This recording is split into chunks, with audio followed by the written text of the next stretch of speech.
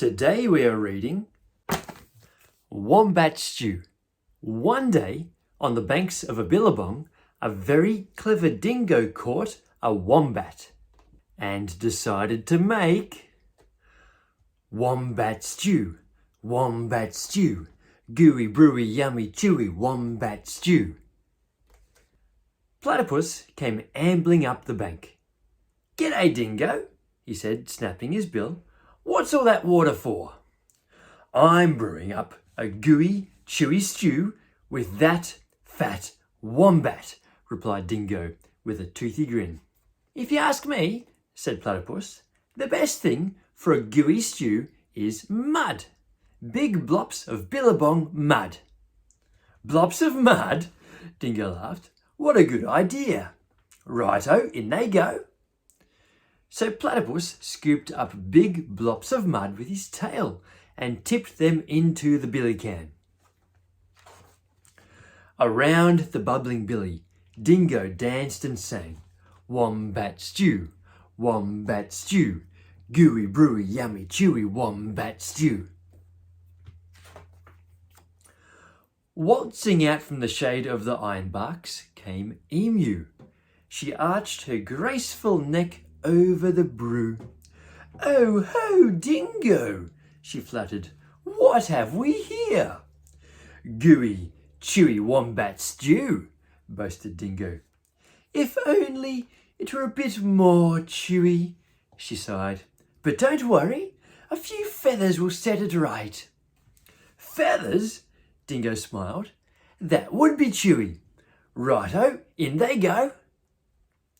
So into the gooey brew, Emu dropped her finest feathers.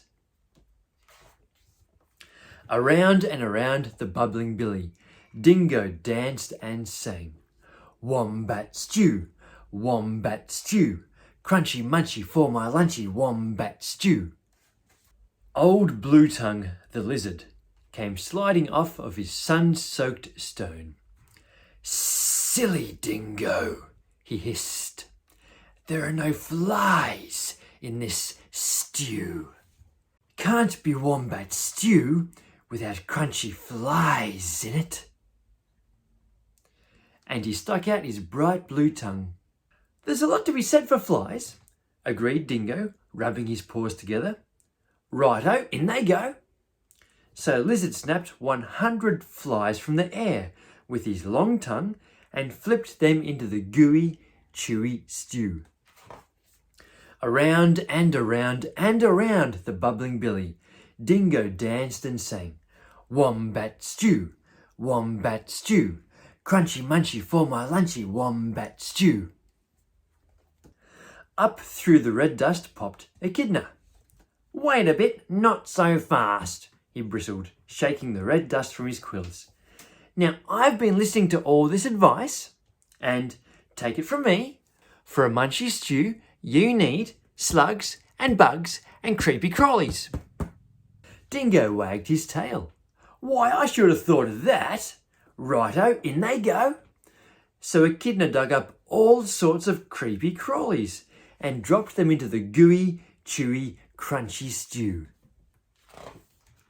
The very clever Dingo stirred and stirred, all the while singing, "Wombat stew, wombat stew, hot and spicy, oh so nicey wombat stew." Just then, the sleepy-eyed koala climbed down the scribbly gum tree. "Look here," he yawned.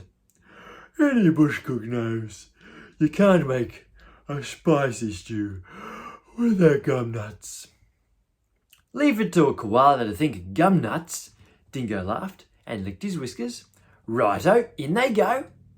And into the gooey, chewy, crunchy, munchy stew, Koala shook lots and lots of gum nuts.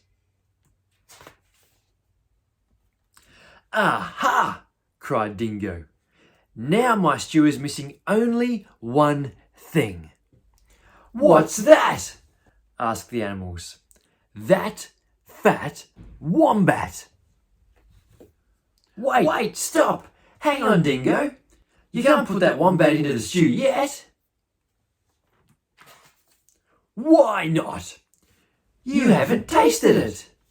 Righto, I'll taste it.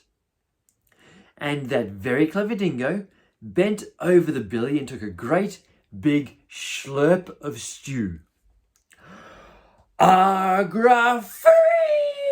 I'm poisoned! He howled. You've all tricked me!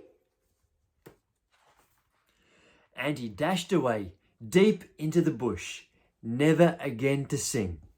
Wombat stew, wombat stew, gooey, brewy, yummy, chewy, wombat stew.